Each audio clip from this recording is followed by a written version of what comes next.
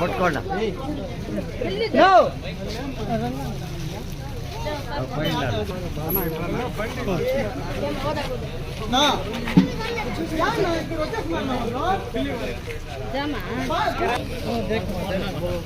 अरे कट कर अरे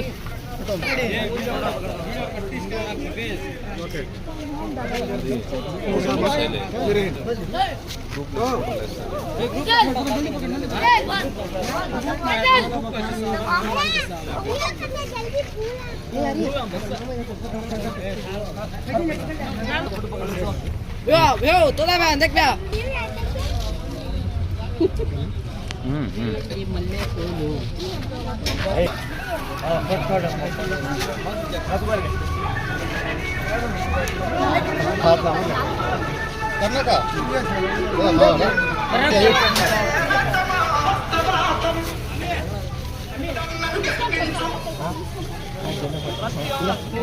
क्या करने का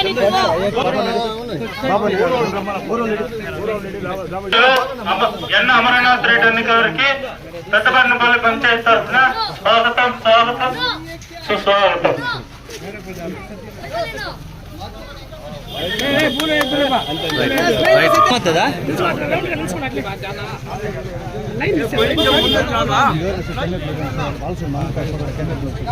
నువ్వు రారా గౌడు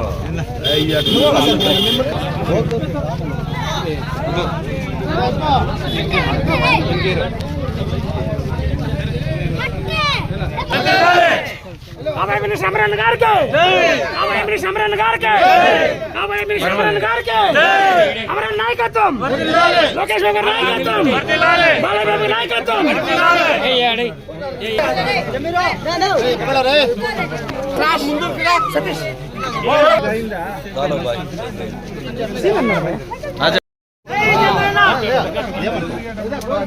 అందరూ ఇట్లా వచ్చేయండి బా मेहरबानी करना अच्छा करेंगे అలా మీరు కూడా ఇట్లా వచ్చేయండి. अल्लाह का नाम रहना थोड़ा जरा मेहरबानी करना भाभी అంతా ఇట్లా వచ్చేయండి. क्या 200 నుంచి 300% పెరిగిన మాట వాస్తవం కాదా? గత ఎన్నికల్లో కరెంటు ఛార్జీలు పెంచనన్నారు, 9 సార్లు నువ్వు కరెంటు ఛార్జీలు పెంచలేదా? గత ఎన్నికల్లో ఆర్టీసీ ఛార్జీలు పెంచనన్నాడు, ఎందుకు నువ్వు ఆర్టీసీ ఛార్జీలు పెంచావో సమాధానం చెప్పగలవా? ఆస్తి పన్ను, రిజిస్ట్రేషన్ పన్ను, చెత్త పన్ను, రకరకాలైనటువంటి పన్నులు ఈ రోజు నువ్వు ప్రజలపైన భారం వేస్తా ఉన్నావా లేదా? మరి ముఖ్యంగా ఈ రోజు వ్యవసాయదారులకు కనీసం ఒక రైతుకు ఒక మూర డ్రిప్ ఇరిగేషన్ పైప్ అయినా 5 ఏళ్ళు ఇచ్చినావా అని చెప్పి సమాధానం చెప్పగలవా అని అడుగుతా ఉన్నా. ఈ ప్రాంతంలో ఎక్కువ సెరికల్చర్ రైతులు ఉన్నారు. గత ప్రభుత్వంలో 1 కేజీకి 50 రూపాయలు ఇన్సెంటివ్ ఇచ్చేవాళ్ళం.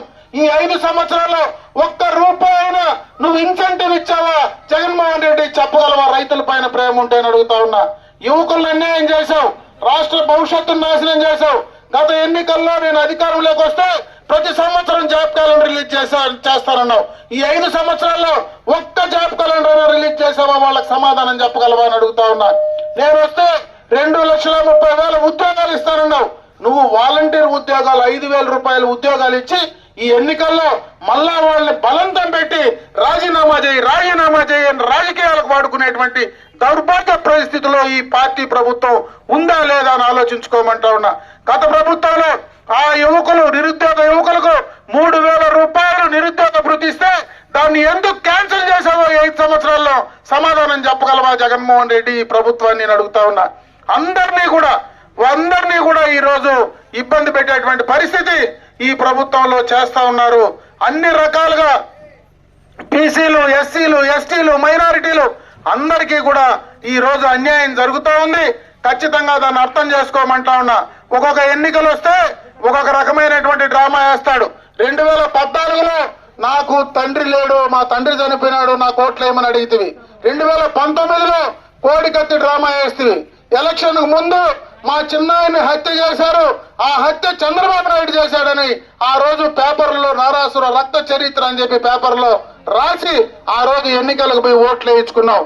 ఈ రోజు 2024 వస్తే మళ్ళా గులకరాయి ఎత్తుకొని గులకరాయి డ్రామా ఆడేటువంటి పరిస్థితి. ప్రతి ఎన్నికల్లో ఒక్కొక్క డ్రామా ఆడుతా ఉంటే ఈ డ్రామాల ముఖ్యమంత్రికి ఓట్లేయాలన్నా ఆలోచించుకోమని చెప్పి సందర్భంగా కూడా తెలియజేసుకుంటున్నా. నిజంగా నీకు ప్రజలపైన ప్రేమ ఉంటే ఏదో ఈ రోజు నేను చెప్పిన డ్రామాలన్నీ అమర్నాథ్ రెడ్డి గారు నేను చెప్పేది కాదు, సొంత తోడబుట్టే మొన్న పలంనేరు టవర్ క్లాక్ ముందరకు వచ్చి మా అన్న మా చిన్నాయని చంపినటువంటి అవినాష్ రెడ్డిని కాపాడుతూ ఉండే జగన్మోహన్ రెడ్డి వీళ్ళిద్దరికీ ఓట్లు వేయొద్దండి అని సొంత చెల్లెళ్ళే రోడ్లపై నిలబడి మాట్లాడుతూ ఉంటే మనం ఏం ముఖం పెట్టుకొని వాళ్ళకి ఓట్లు వేయాలనో ఆలోచించుకోమని చెప్పి సందర్భంగా తెలియజేసుకుంటున్నా. ఇవన్నీ కూడా దయచేసి మీరు ఆలోచించుకోండి. రాష్ట్ర భవిష్యత్తు అన్యాయం అవుతా ఉంది. కనీసం 5 సంవత్సరాల్లో రాజధానిని కట్టలేనటువంటి దౌర్భాగ్యపు ముఖ్యమంత్రి భారతదేశంలో ఎవరన్నా ఉన్నారంటే అది జగన్మోహన్ రెడ్డి అని చెప్పి సందర్భంగా తెలియజేసుకుంటున్నా. ఒక రాజధాని కట్టేదానికి యోగ్యత లేక నేను 3 కడతానని చెప్పి మనకు 3 నామాలు పెట్టే పరిస్థితి ఈయన దగ్గర ఉందా లేదా ఆలోచించుకోమని చెప్తా ఉన్నా. పోలవరాన్ని గాలి కుదిరారు మొన్ననే, ఎందుకంటే మందే ఇక్కడ బార్డరు. పోలవరం కంప్లీట్ అయింటే మనకు బ్రహ్మాండంగా కూడా హంద్రీనేవాలో నీళ్లు వచ్చేటివి. గతంలో ఎన్నికలకు ముందే చంద్రబాబు నాయుడు గారు హంద్రీనేవాలో నీళ్లు దాదాపు మనకి ఇక్కడ పెద్దబరినపల్లి దగ్గర వీకోట దగ్గరికి తీసుకొచ్చాం. 5 సంవత్సరాలు కుంభకర్ణుడి మాదిరి నిద్రపోయి ఎలక్షన్లకు ముందు ఆ నీళ్లు మనకి ఇక్కడికి పెద్దబరినపల్లి దాటి మనకు రామకుప్పం దగ్గరికి తీసుకుపోయి అక్కడ గేట్లు ఒక రోజు ముఖ్యమంత్రి టెంకాయ కొట్టి మరుసటి రోజు గేట్లు కూడా ఎత్తుకొని పోతే నీకు ఏ రకమైనటువంటి ప్రేమ ఉందో ఈ ప్రజల పైన ఆలోచించుకోమంటా ఉన్నా. వీళ్ళే కాదు, ఆ పార్టీకి సంబంధించినటువంటి నాయకుల పని కూడా అదే. వేరే ఎవరు ఏం పని చేయకూడదు. కర్ణాటక మందమ్మలన్నా వాళ్ళు అమ్మాల్సిందే, ఇసుక తోలుకోవాలన్నా వాళ్ళు తోలుకోవాల్సిందే. కనీసం చెరువులో మన్ను మన ఇంట్లో గుణాతానికి తోలుకోవాలన్నా ఈ రోజు ఎవరైనా తోలుకునే పరిస్థితి ఉందా అని చెప్పి సందర్భంగా అడుగుతా ఉన్నా. అన్ని రకాలుగా ఒక భయానకమైనటువంటి వాతావరణం తీసుకొచ్చారు. ఇంకొక ప్రమాదమైనటువంటి కార్యక్రమాన్ని ఒకటి మొదలుపెట్టి